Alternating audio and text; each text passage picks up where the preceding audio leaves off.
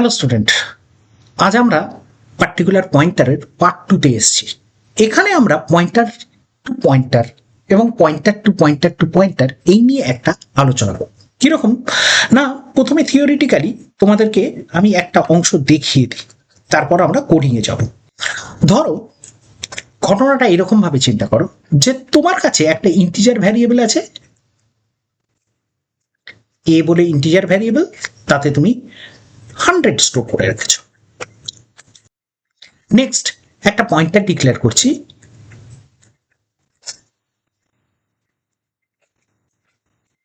এবং অবশ্যই এই পয়েন্টারের মধ্যে আমরা ফার্স্ট ভ্যারিয়েবল যেটা এ তার অ্যাড্রেসটা স্টোর করলাম।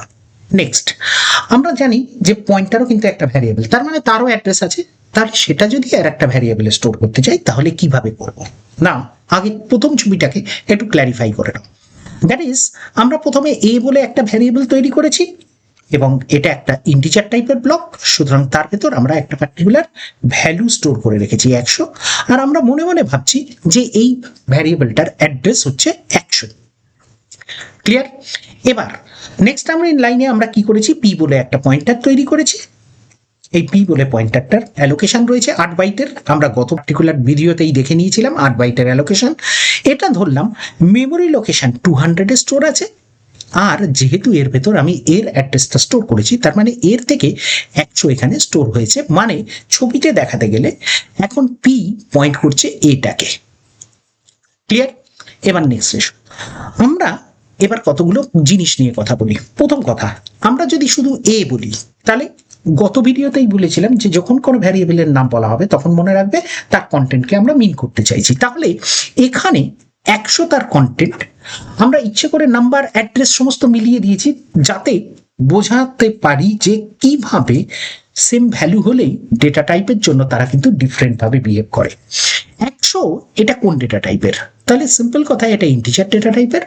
নেক্সট, আচ্ছা যদি বলতাম $, তাহলেও তো আমরা বুঝতাম 100। আচ্ছা এই দুটো কি এক? না, ভ্যালুতে এক হতে পারে, কিন্তু অ্যাকচুয়ালি এটা অ্যাড্রেস। তার মানে বলেছিলাম যার অ্যাড্রেস তার উপর একটা অ্যাস্টারিক্স, তার মানে ইন্টিজারের অ্যাড্রেস, তাহলে ইন্টিজারের উপর অ্যাস্টারিক্স। তাহলে এটা একটা ইন্টিজার হলে এটাকে বলবো পয়েন্টার টু ইন্টিজার। এটা সিম্পল বলবো পয়েন্টার টু ইন্টিজার। এবার ভালো করে ভেবে দেখো, এইবার তুমি পি এর যদি কন্টেন্টের দিকে চিন্তা করো তাহলে সেটাও কিন্তু 100, কিন্তু পি এর কন্টেন্ট আমরা ডিক্লেয়ার করেছি পিটাকে as a pointer to integer. তার মানে পি এর কন্টেন্টটাও অবশ্যই int asterisk, that means pointer to integer. এবার যদি কেউ ঘুরিয়ে বলে তাহলে $পিটা কি, মনে রাখবে $পি মানে পি এর অ্যাড্রেস, দ্যাট ইজ 200। তো পি তো নিজে ইন্টিজার পয়েন্টার, তার মানে ইন্ট অ্যাস্টারিক্স তো এমনিতেই ওর নিজস্ব ডেটা টাইপ, তাহলে তার অ্যাড্রেসটা একটা জাস্ট অ্যাস্টারিক্স বাড়িয়ে দিতে হবে। লিখবার সময় কি লিখবে না, পয়েন্টার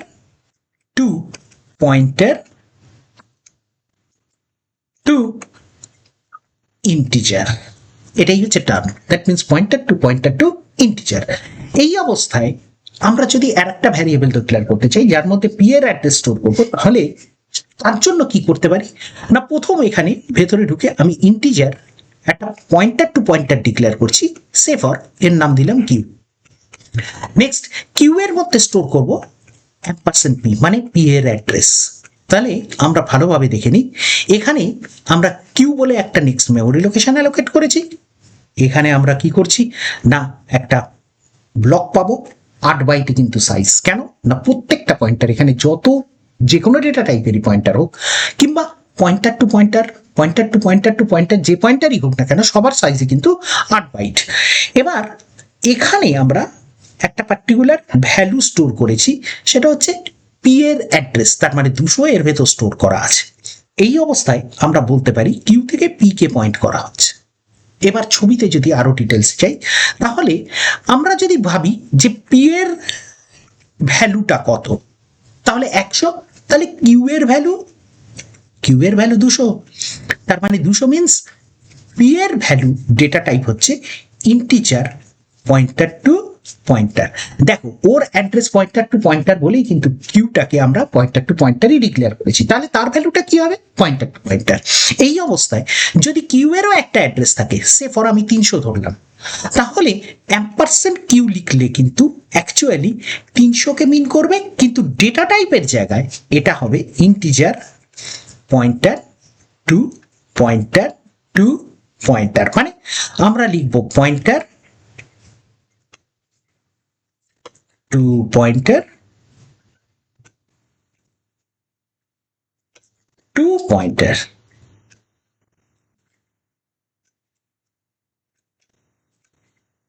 তার মানে যতগুলো অ্যাস্টারিক্স প্রত্যেকটার জন্য একটা করে পয়েন্টার টু বলে বসবে, লাস্টে থাকবে অরিজিনাল ডেটা টাইপ যেটা বেস ডেটা টাইপ। তাহলে এই অবস্থায় আমরা পরপর পরপর আসি। আগে ভাবো যদি আমার এতে যে 100 স্টোর করা আছে এটা প্রিন্ট যদি করে দেখাতে চাই, তাহলে আমরা লিখতে পারি প্রিন্টএফ, সিম্পল বলতে পারি এখানে পার্সেন্ট ডি, কারণ ইন্টিজার ভ্যালু প্রিন্ট করব, নিশ্চয়ই এ কে দিলে এর ভ্যালু প্রিন্ট হবে, তাহলে অবশ্যই তার আউটপুটে আমি 100 পাবো। নেক্সট এসো, আমরা যদি পি এর থ্রু দিয়ে এর ভ্যালুটাকে প্রিন্ট করাতে চাই, মানে এর ভ্যালু 100 প্রিন্ট করাবো কিন্তু পয়েন্টারের থ্রু দিয়ে, ফার্স্ট লেভেল পয়েন্টার যেটা, তাহলে এখানে লিখবো কি প্রিন্টএফ পার্সেন্ট ডি, কারণ সেম ইন্টিজার ভ্যালুই প্রিন্ট করাচ্ছি, দিয়ে এখানে লিখবো অ্যাস্টারিক্স পি। কেন লিখবো আর একবার দেখে নাও না, সিম্পল কথায় পি মিনস কত? 100, পি এর কন্টেন্ট 100, তার মানে সেটা কি একটা ইন্টিজার অ্যাড্রেস, তার মানে ইন্টিজার পয়েন্টার। এবার দেখো যখন তুমি অ্যাম্পারসেন্ট এ বলো তখন তুমি 100ই পাও, যেটা হচ্ছে ইন্টিজার অ্যাড্রেস। এবার নেক্সট লেভেলে এসো, যখন অ্যাস্টারিক্স পি বলছো তখন তুমি কি বলছো না, তুমি ভাষাতে লিখবে ভ্যালু অ্যাট পি, তাহলে পি মিনস কত? পি এর কন্টেন্ট, তার মানে কত? Address of A that is 100, তার মানে 100 লোকেশনে যে ভ্যালু ছিল তার মানে সেটাও 100। দ্যাট মিনস তুমি যখন প্রিন্ট করবে পয়েন্টারের থ্রু দিয়ে তখন ইনভেরিয়েবলি মনে রাখবে অ্যাস্টারিক্স একটা সিঙ্গেল অ্যাড করে দিলে পয়েন্টার দিয়ে আমরা সিম্পল ফার্স্ট লেভেল থেকে এর ভ্যালু প্রিন্ট করতে পারি। কিন্তু যদি সেকেন্ড লেভেলে কিউ এর থ্রু দিয়ে করতে চাই তাহলে লিখবো কি? দেখো প্রথম কথা আমরা লিখলাম এবার প্রিন্টএফ পার্সেন্ট ডি, দেখো প্রত্যেক ক্ষেত্রে কিন্তু ইন্টিজারই প্রিন্ট করছি, আমরা লিখবো ডবল অ্যাস্টারিক্স কিউ। কেন না, দেখো প্রথম কথা কিউ মিনস কত? কিউ এর কন্টেন্ট আমরা ওপরেই দেখে নিয়েছি, কিউ এর কন্টেন্ট হচ্ছে 200, তাহলে একটা অ্যাস্টারিক্স কিউ দিলে মানেটা কি দাঁড়ায়? মানেটা দাঁড়ায় ভ্যালু অ্যাট 200, তার মানে 200 লোকেশনে কোন ভ্যালু আছে? আমি দেখতে পাচ্ছি এখানে 100 আছে, তার মানে 200 লোকেশনে যে ভ্যালুটা আছে সেটাও একটা অ্যাড্রেস 100, মানে ইন্ট অ্যাস্টারিক্স। এবার যদি আর একটা অ্যাস্টারিক্স এর সামনে লাগাও, তাহলে তুমি এইভাবে ভাবো এটাকে যে আর একটা অ্যাস্টারিক্স লাগানোর সঙ্গে সঙ্গে তোমার স্টেটমেন্টটা এরকম দাঁড়িয়েছে, অ্যাস্টারিক্স একটা বাইরে বার করে দিলাম আর বাকিটুকুনকে একটা ব্র্যাকেটে রাখলাম, যে ব্র্যাকেটের ভ্যালুটা আমরা অলরেডি ফাইন্ড আউট করে ফেলেছি সেটা হচ্ছে 100। তাহলে এই অবস্থায় আমরা বলতে পারি এটা অ্যাস্টারিক্স 100, তার মানে অ্যাস্টারিক্স মানে ভ্যালু অ্যাট 100, তার মানেই হচ্ছে 100 লোকেশনে যে ভ্যালু দ্যাট মিনস 100। তাহলে এই ছিল আমার পয়েন্টার টু পয়েন্টার দিয়ে কিভাবে আমরা বেসিক একটা রুট ভ্যালুকে প্রিন্ট করব। এবার এসো এটাকে আমরা প্রোগ্রামেটিক্যালি দেখি।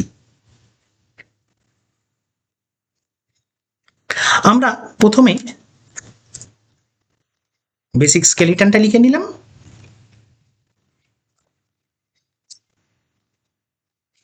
এবার এক এক করে স্টার্ট করছি। প্রথম ফার্স্ট কাজ, আমরা একটা ইন্টিজার ভ্যারিয়েবল ডিক্লেয়ার করব ইন্ট এ, তার ভেতর আমরা অবশ্যই এখানে একটু অন্য ভ্যালু রাখি, 100 না রেখে 1000 রাখি, দেখতে সুবিধা হবে। নেক্সট আমরা একটা ইন্টিজার পয়েন্টার নেব ইন্ট অ্যাস্টারিক্স পি, অবশ্যই এই ইন্ট অ্যাস্টারিক্স পি এর মধ্যে আমরা লিখে ফেলবো P is equal to ampersand A, তার মানে এর অ্যাড্রেস স্টোর করলাম। পরের লাইনে আমরা আবার আর একটা পয়েন্টার ডিক্লেয়ার করলাম ইন্ট ডবল অ্যাস্টারিক্স কিউ। সিকোয়েন্সটা মেনটেন করার জন্য কিন্তু আমি এরকম বারবার সেপারেট লোকেশনে ভ্যারিয়েবল ডিক্লেয়ার করছি, তোমাদের ক্ষেত্রে কিন্তু যখন কাজ করবে তখন একসঙ্গেই ভ্যারিয়েবলগুলো রেখো। আমার এখানে বোঝানোর সুবিধের জন্য আমি এভাবে করছি। তাহলে কিউ ইজ ইকাল টু, আমরা লিখবো কি, অ্যাম্পারসেন্ট পি, তার মানে পি এর অ্যাড্রেস কিউ এর মধ্যে স্টোর করলাম। এইবার আসো এক এক করে আমরা প্রিন্ট করে দেখি। না প্রথম কথা আমি কি বলেছি, না প্রিন্টএফ দিয়ে এখানে প্রথমে কার ভ্যালু প্রিন্ট করব, না এর ভ্যালু। তাহলে পার্সেন্ট ডি কার থ্রু দিয়ে, না অরিজিনাল ভ্যারিয়েবলের থ্রু দিয়ে। পরের বার পয়েন্টারের থ্রু দিয়ে।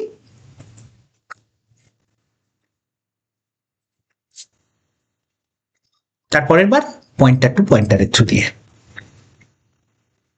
দেখো সেম ভ্যালু প্রিন্ট হবে সববার।